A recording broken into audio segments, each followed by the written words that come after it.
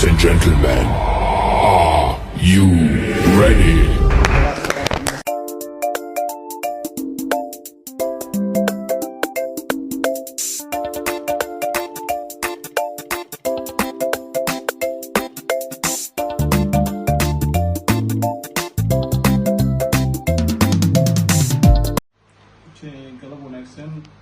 Bismillahirrahmanirrahim. Assalamu alaikum warahmatullahi wabarakatuh. Maanta waxaan u fadhinaa shaqooyinkeena aan qaba jirnay ee ahayd award kaariska ama achievement-igii dhacay sanadkii lasoo dhaafay 2022.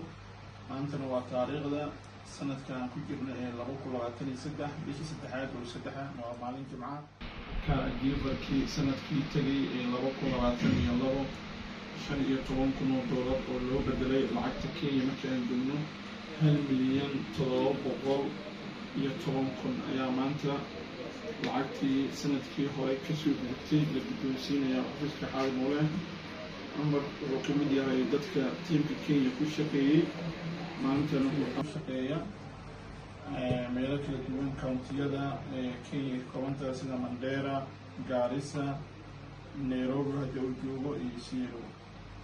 Cumar waa ninka halkaa fadhiya.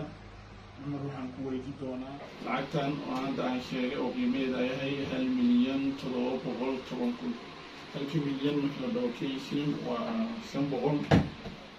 السلام عليكم ورحمة الله وبركاته. وأنا عمر محمد عبد الرحمن. الحمد لله ما أنت قلتي مالن قصبة إنتهاي مالن قلتي فرحان. الحمد لله إلهي بمهندس كله إلهي كسوكو وحمد وحلنا يا رنتي الله يعيش القارية رنتي جنحتي كان يسوق بندقين.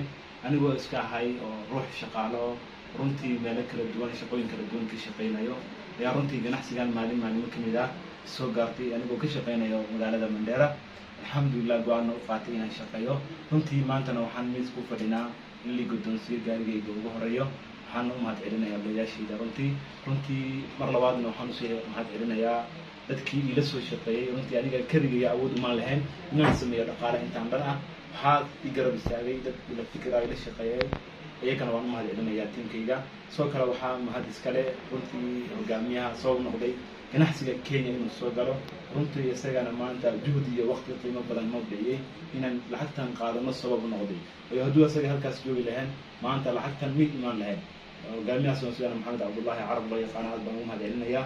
waxaana bulshadii kala banaanka ku maqan ugu baaqaya runtii halkan waa halkii maanta